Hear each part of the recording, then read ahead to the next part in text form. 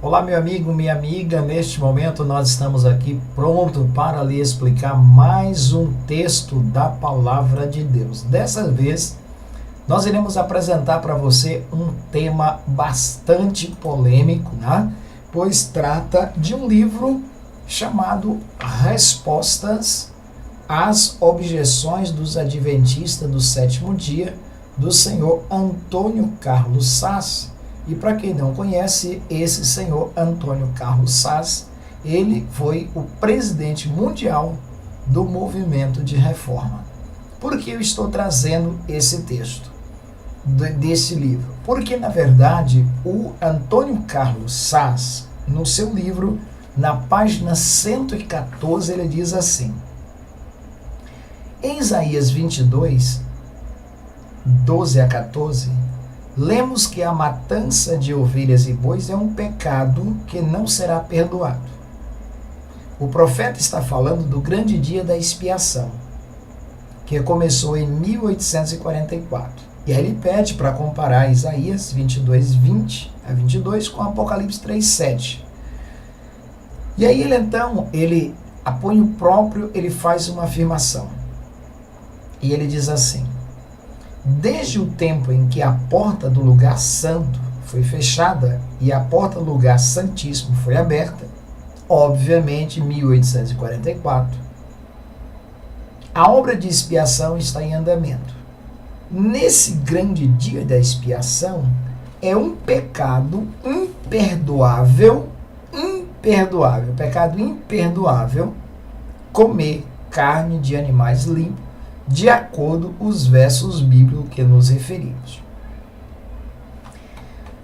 Imagino eu quanto vacilo cometeu não só o autor do livro, mas também a editora que editou esse livro, aquelas pessoas que fizeram a revisão deste livro, assim acabaram cometendo um grande erro. Por quê? Porque, na verdade,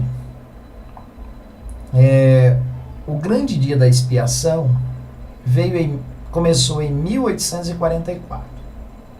Segundo o autor, comer carne de animais limpos a partir de 1844, no grande dia da expiação, tornou-se um pecado imperdoável, ou seja, não tem perdão.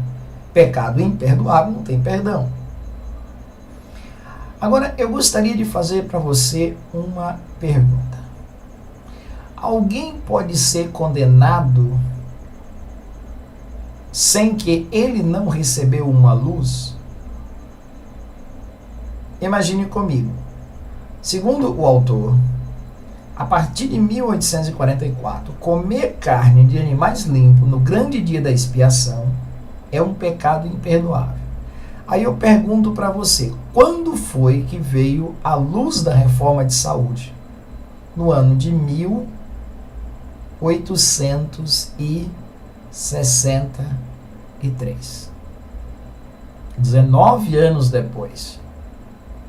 Ué, quer dizer que as pessoas que morreram em 44, 45, 47, 1850, 1860, essas pessoas estão todas perdidas, porque elas não tinham luz, inclusive elas comiam até carne de porco.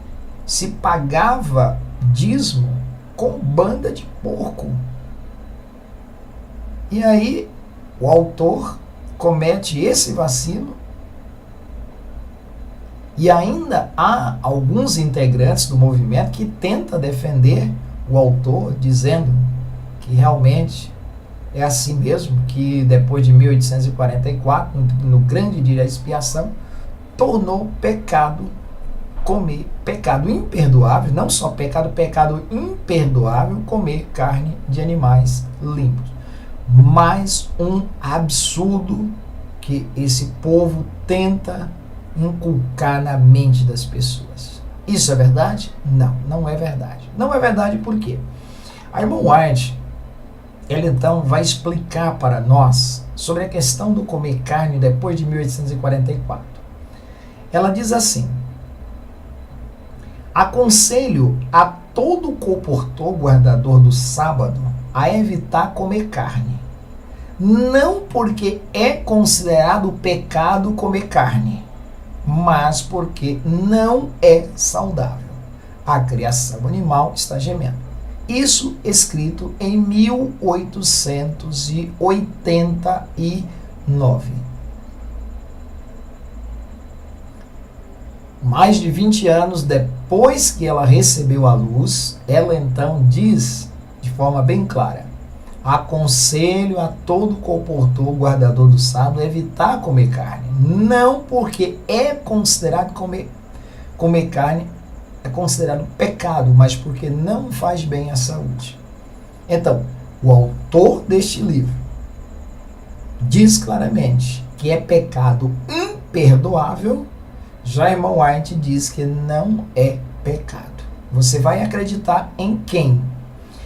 Só que a irmã White, ela não para por aí. Ela continua dizendo no livro Conselhos sobre o Regime Alimentar, na página 462, ela nos diz: nunca julguei ser meu dever dizer que ninguém devia provar carne sobre quaisquer circunstâncias. Ela diz: nunca julguei ser meu dever dizer que alguém não poderia provar carne. Quer dizer, será se o Carlos Saz está tendo mais luz do que a irmã White? Absurdo, absurdo. E quando a irmã White ela esteve na Austrália, ela então dá para nós um seguinte depoimento sobre este período. Ela diz assim: neste país, Austrália, existe uma sociedade vegetariana organizada, mas é relativamente pequeno o número de seus associados. Entre o povo em geral, o comer carne é usado largamente e em todas as classes. É o artigo de alimentação mais barato. E mesmo onde a pobreza impera, encontra-se em geral carne sobre a mesa. Por isso, tanto maior a necessidade de usar de prudência ao lidar com a questão do comer carne. Com relação a esse assunto, não deve haver movimentos precipitados.